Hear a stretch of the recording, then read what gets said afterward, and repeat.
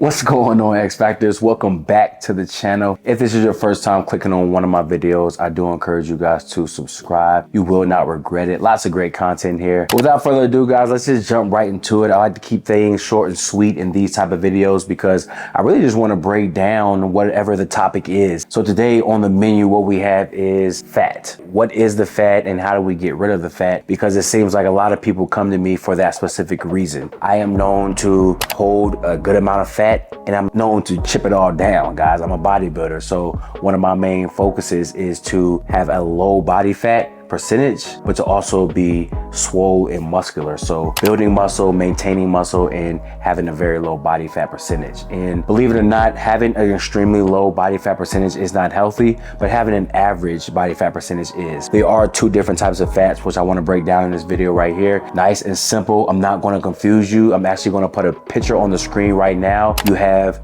subcutaneous fat and you also have visceral fat. So those are the two types of fat that we have on our body, every single individual, but we need to make sure that we are limiting one. Well, let me correct myself. We want to limit both of them, but one particularly, we need to make sure that we are avoiding the accumulation of, which is the visceral fat. So if you are one of those individuals who just has, let's say, a bloated belly and your stomach, let's say, is possibly hard, you probably have a lot of visceral fat. And then obviously the type of fat that you can squish, the type of fat that you can pinch, right? So if you take your stomach and you can pinch the skin, that type of fat that's underneath the skin is the subcutaneous fat. So there aren't necessarily ways to target one specifically. So in general, we just need to make sure that we are focused on burning off the fat in general. If we get better at dropping our body fat, like I spoke about before, as a bodybuilder, getting that percentage very, very low, we can then have something to look at and see that, oh, okay, we have very low visceral fat, very low subcutaneous fat,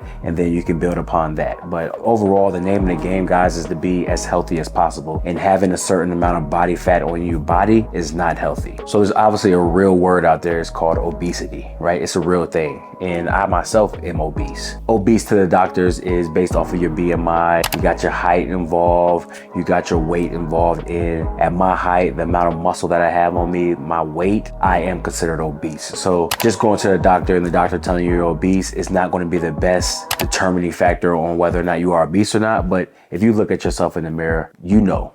All right, let's keep it a buck, you know. But I just want to break down 4 specific ways that you can actually break down that fat, get rid of that fat, and get rid of it for forever. The goal is not to get rid of the fat and then put it back on the next week. The goal is actually to get rid of the fat and never see that fat again. So the first one I'm going to talk about, which is the best way, is going to be diet. I know you guys seen that coming. Maybe you didn't because you clicked on this video and you tried to figure out what are the 4 ways, but diet for sure is going to be one of the main things. Now what you can do is just focus on not necessarily counting your calories if you are a big beginner, but if you are, let's say, intermediate level with your whole weight loss goals, obviously you can track calories and things like that, which I do encourage everybody to do. But if you're simply starting out and you're trying to just chop down the fat as best you can before you go seek help, I would recommend removing sugar from your diet, removing processed food from your diet. When I say sugar, we're talking about sodas and juices, as well as the cakes and donuts. When we talk about processed food, we obviously need to stop going and getting fast food. We need to start eating homemade foods and making sure that our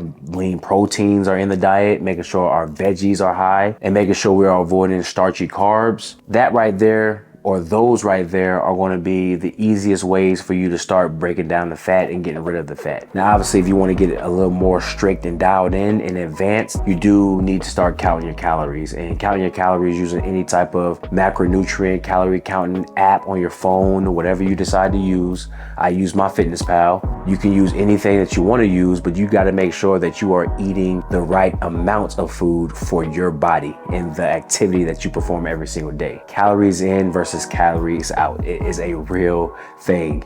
You need to stop eating too much food and you need to stop eating too little amounts of food, and you need to eat just the right amount. That's the hard part. I know it is. If you need help, hit me up, but you need to make sure that you're eating the right amount of food for your body type. Now moving on to number 2, since we're talking about energy expenditure, we need to talk about your activity level. So the amount of steps that you're getting in. I recommend 8,000 to 10,000 a day. Cardio, 30 minutes a day. I recommend that. Strength training, at least 30 to 45 minutes of resistance training, which is with any type of, let's say, dumbbells, barbells, any type of weight equipment. I do encourage you to start utilizing that as well. So you need strength training involved, you need your cardiovascular fitness involved, and you need to make sure that on a day-to-day basis, you are getting the right amount of steps in, you are standing more. That's going to allow you to burn more calories. Because at the same time, calories in, calories out, we need to make sure that everything that we're doing in a day is burning calories. You can do things as far as parking in the back of the parking lot at the store and causing yourself to walk further to the door. That right there is going to help you get steps in. Standing at work, taking the stairs at work, taking the stairs at stores. There's a lot of different ways where you can get more steps in, and there's a lot of ways that you can get more activity in general. So I do recommend, again, that you are training at least 30 minutes on resistance, training 30 minutes at least on cardio, and making sure that you're getting those daily steps in. That's going to take us to number 3. So number 3 is going to be one of the ones you may not hear a lot, and it's going to be sleep. Now, there was a study performed where folks who were getting 6 to 7 hours of sleep were able to break down fat more and keep that fat away versus the people who slept for 8 hours plus, and obviously the people who slept for 5 hours or less. So that 6 to 7 hours of sleep a night is the sweet spot. So I do recommend, I know everybody is busy. We all are busy.